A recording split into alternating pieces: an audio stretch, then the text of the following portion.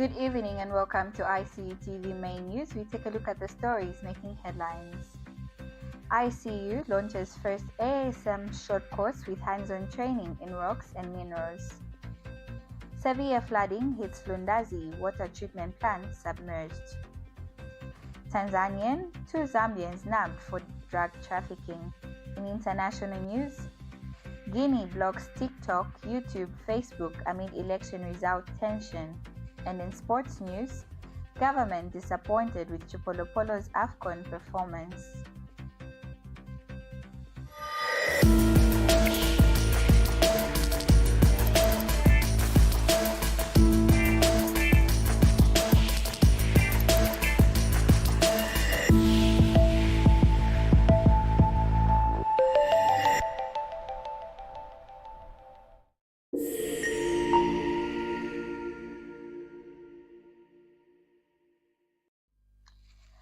With the news details, my name is Amina Mutambo. The Information and Communications University, ICU, has officially commenced its artisanal and small-scale mining short course, marking a significant step towards strengthening skills and knowledge in Zambia's mining sector. Grace Chipolopolo gives us more in the following report. As Zambia continues to position mining as a key driver for economic growth, the demand for skilled compliance practitioners is highly rising. In response to that, the Information and Communications University, in collaboration with the Zambian Research Development Center, has officially commenced short courses aimed to equip learners with practical skills and relevant industry skills. Classes are already underway with participants undergoing intensive hands-on training designed to bridge the gap between theory and real-world mining operations. The 2-week program covers key areas including identification of rocks and minerals, mining operations and equipment, health and safety in mining, environmental protection, licensing compliance, and gold exploration. Thank you very much and welcome to the Information and Communications University here in Chalala campus.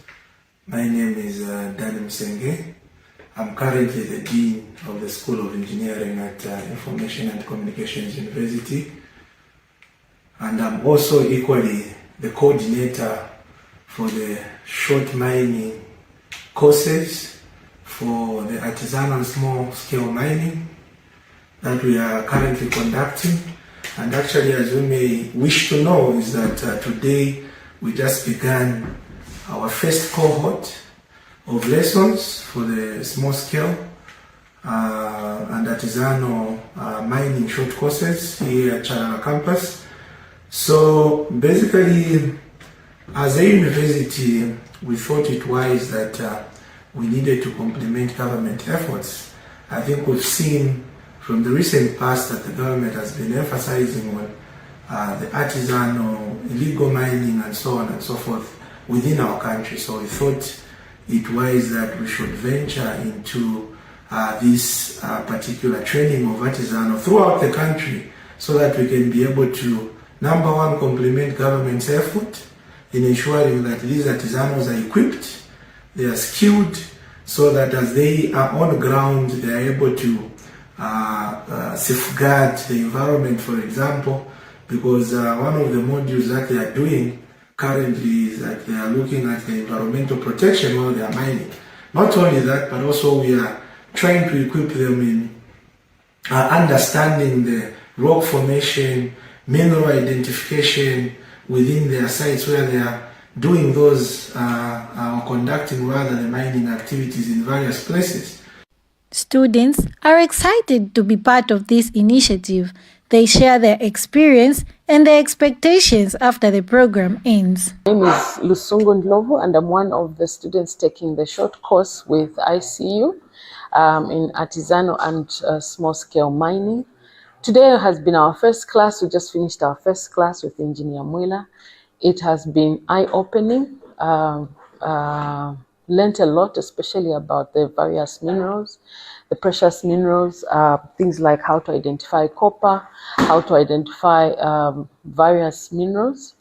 Very eye-opening in that I only thought copper was one, but it's given me this big variety of different types of coppers that we have, what they are used for, why they are precious, where they are mined.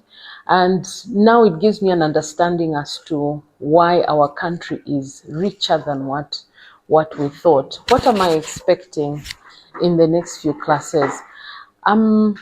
I'm very expectant in that I'm looking forward to now learn about different exploration types, how our minds are operating, and maybe this will give me an understanding of our life as a country, being known to be a country of mining, and why we are so settled on mainly copper.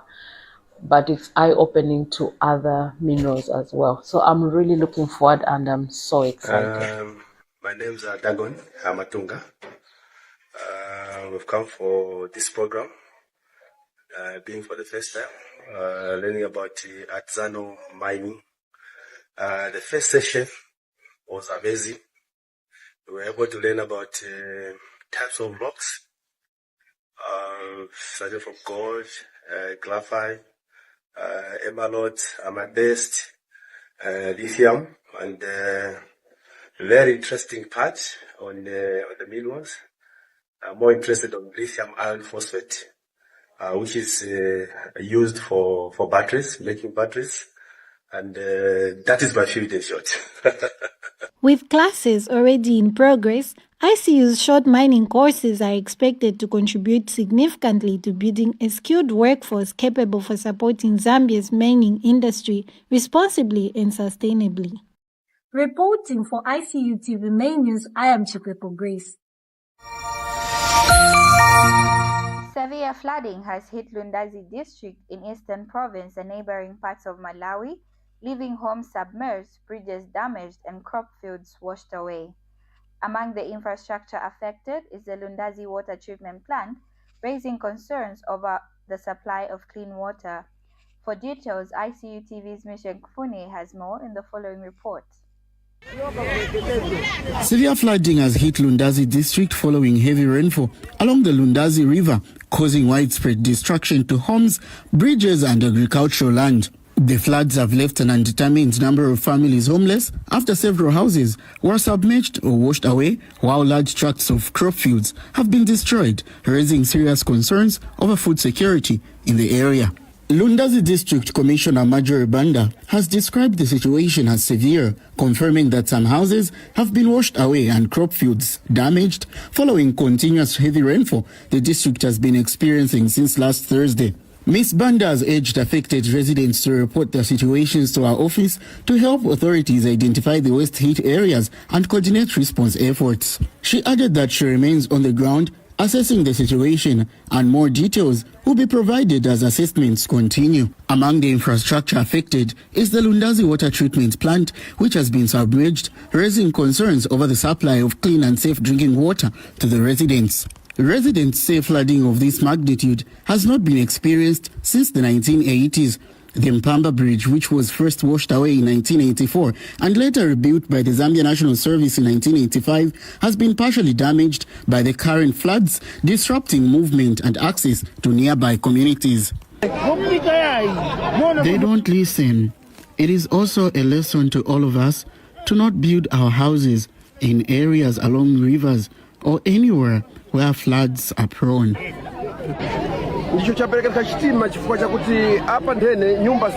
The most disheartening thing is most of the houses have been washed away.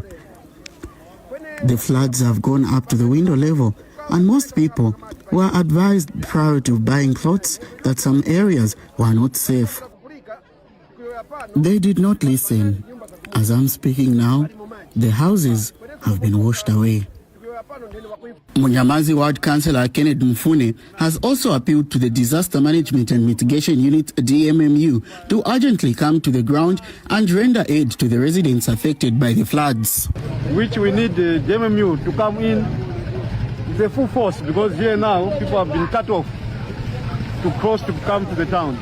So we need a serious engagement for government to make sure that our people are safe. Meanwhile, affected residents say they are assessing their losses and have appealed to government and cooperating partners for immediate humanitarian assistance, citing loss of shelter, food and livelihoods.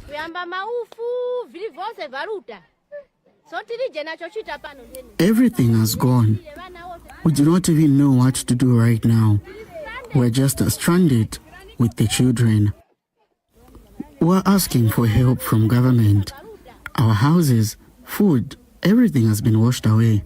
The impact of the flooding has extended beyond Zambia's borders, with reports of significant damage to infrastructure and farmlands in Malawi's Kasungu and in Kota district. Authorities say assessments are ongoing to determine the full extent of the damage caused by the floods.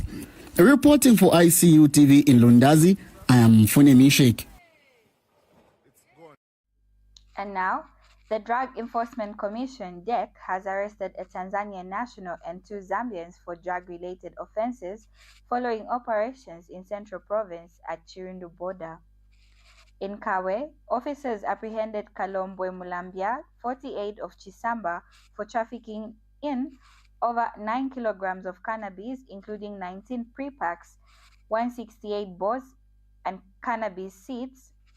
In Mombwa, 27-year-old Yvonne Hampunga was arrested for trafficking 1.2 kilograms of cannabis. At Chirundu border, DEC intercepted Breton Sema Masaga, 35, a Tanzanian, for trafficking in 276 bottles of acetone, a controlled chemical concealed in 4 boxes on a bus from South Africa. Drug paraphernalia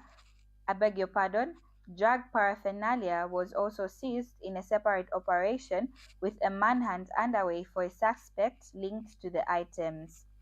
The suspects are in custody awaiting court appearance. DEC has urged transporters to be alert and report suspicious luggage to curb drug trafficking. We take our first break. Stay tuned for more news. The Information and Communications University is driving the thrill for the nation in research and development. Enroll now for full-time and distance programs in the School of Engineering, Humanities, Business and Education. To apply, visit our website at www.icuzambia.net or call us on +260 211 221 662 or 0966 342 359. Sponsorship is available. Enroll now. Welcome back. In our local stories, the Zambia Police Service in Lusaka has recorded a serious road traffic accident in which 7 passengers sustained injuries. The accident occurred on December 30th, 2025, around 0450 hours along the Great East Road near Ngwerere roundabout. The accident involved a Zongtong bus bearing registration number BBC 4497, property of BA Logistics, which was being driven by Chitalu Gift, age 31. The bus was heading towards the Chisamba direction. There were 7 passengers on board who sustained various injuries. All the injured persons were rushed to Matero Level 1 Hospital, where they are currently receiving medical treatment. Preliminary investigations indicate that the accident occurred after the driver lost control of the bus due to excessive speed. The bus face struck a streetlight pole before ramming into a nearby shop. Investigations into the matter are ongoing. The Zambia Police Service appeals to all motorists to observe road traffic regulations, avoid excessive speed, and always exercise caution to prevent accidents. A house in Azale Kacheka village, Katete district, was completely destroyed by fire on Monday, leaving the owner, Shadrick Tembo, with no belongings after everything inside was burned to ashes. According to eyewitnesses, the fire broke out when fuel stored inside the house caught fire from a brazier that was being used for cooking. The flames quickly spread, engulfing the entire structure before any help could arrive. The incident has raised safety concerns about the storage of flammable substances in residential homes. Local authorities are urging residents to avoid keeping fuel indoors and to exercise extreme caution when using open flames, particularly in rural areas where fire safety equipment may not be readily available. A 17-year-old girl of Mulenga compound in Kitwe, identified as Foster Chomba, drowned in Kamatemate River on the night of 18 December 2025. Copperbelt Commanding Officer Mwala Yuyi confirmed the incident, explaining that the victim slipped into a drainage filled with rainwater while trying to cross it on her way home around 22 hours. She was swept away by the current into Kamatemate stream. The matter was reported to Mulenga Police Post by her mother, Melody Nkandu, on 19 December. A joint search by the fire brigade, police, and public health teams have so far been unsuccessful. Search efforts continue and an inquiry file has been opened. Peter Ngelelwa has details. 17-year-old girl of Mulenga compound, Kitwe, Foster Chomba, drowned on the 18th of December 2025 in the Kamatemate River. Confirming the development, Copperbelt Commanding Officer Mwala Yuyi explained that the victim drowned in the drainage which had full rainwater which joins into the Kamatemate River. Mr. Yuyi said the incident occurred on the 18th of December 2025 at around 22 hours and was reported to Mulenga Police Post on the 19th of December around 21:50 hours by the victim's mother, Melody Nkandu. Brief facts of the matter are that on the fateful day, the victim was with her two friends chatting on the road. The victim decided to go home while skipping the drainage, stating that it was at this point that she slipped into the drainage and was swept away by the water current into the Kamatemate stream.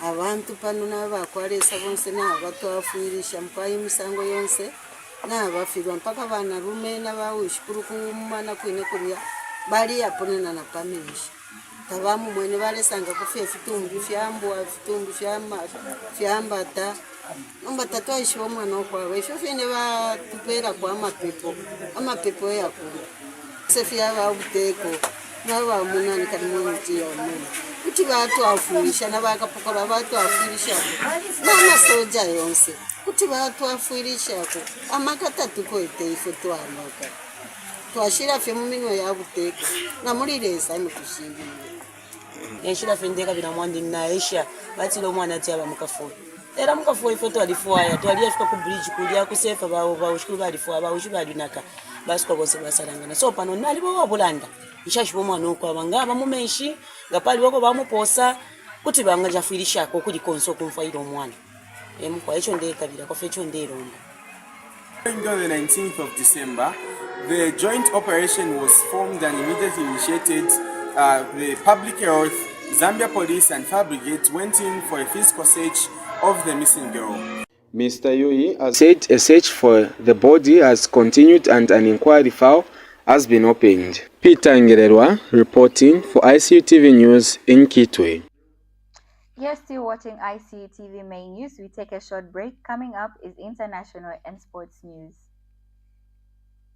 Welcome to the Zambia Research and Development Center, an institution dedicated to national development through capacity building and community development. Established in 2007 by a group of professionals and lecturers, ZRDC has since become a hub of research and innovation in the country. Registered with the Ministry of Home Affairs under the Registrar of Societies, ZRDC pursues cutting-edge research to address pressing social and economic challenges. Get involved. ZRDC engages in activities that stimulate international collaboration, promote knowledge sharing, and make research expertise available to decision makers. Our mission at ZRDC is to foster innovation and capacity building for national development. We believe in addressing poverty and underdevelopment through institutional and capacity building, human empowerment, and gender participation.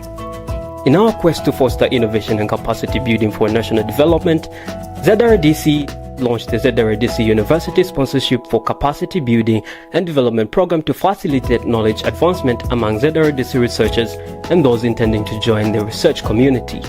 Qualified Zambian citizens can pursue education at credible universities in Zambia with guaranteed prospects of joining the ZRDC research community. ZRDC engages in industrial and technological research, covering research development and innovative investigations to drive dynamic industrial development at national and regional levels.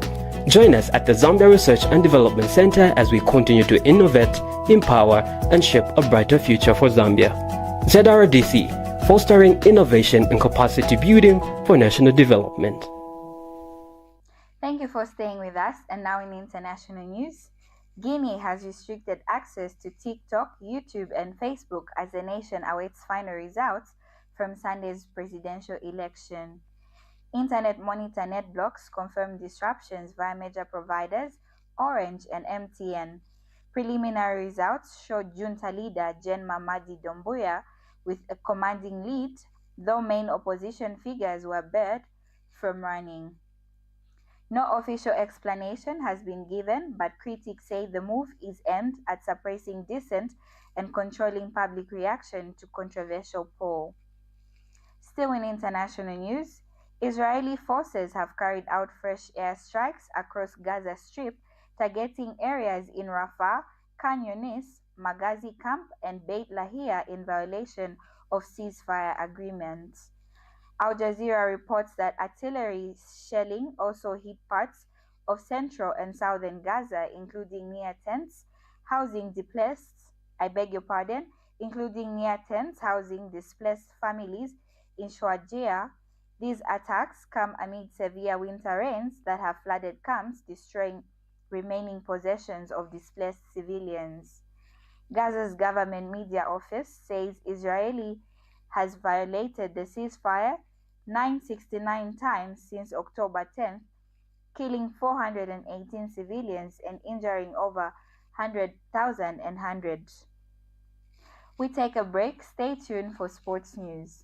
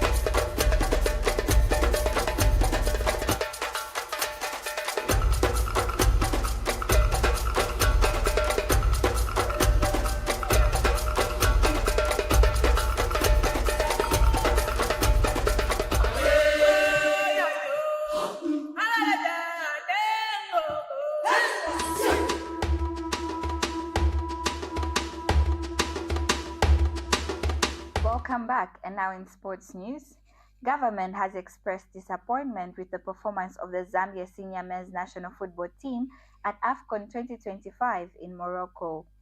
Youth, Sport and Arts Minister Honorable Elvis Nkandu said the team lacked character, patriotism and the will to win, stressing that failing to win a single match was unacceptable for former champions.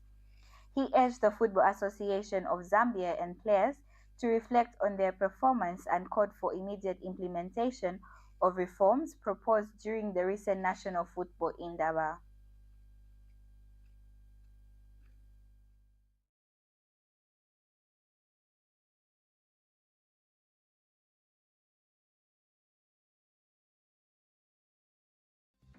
That sports item brings us to the end of our main news, but before we go, a quick recap of the stories making headlines.